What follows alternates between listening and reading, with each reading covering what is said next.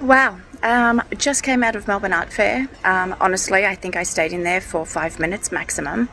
My impression, I am absolutely ashamed to be an artist. Nothing more to say than horrific.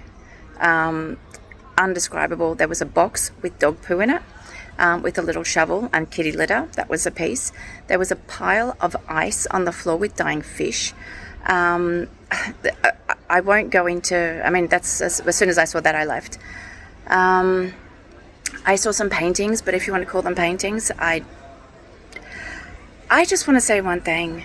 You know, art is amazing. Art can uplift the society. We've spoken about it so many times, but art is actually something that almost hypnotizes people, brainwashes them to believing that something is cool even though you don't understand it. There are so many people here that I'm sure will come out saying, wow, it was wonderful, when you couldn't find wonderful or anything positive in a phrase associated to what I just saw. I'm absolutely shocked, horrified, and in a sense inspired. I mean, if you guys had only an idea of how and why the world needs real paintings, I think it's time for real artists to step up and basically discredit this shit.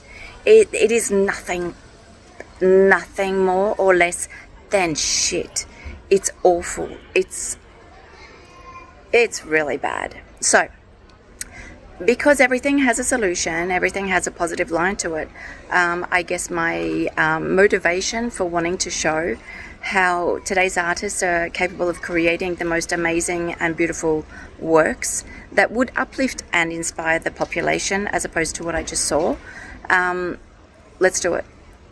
Let's do it.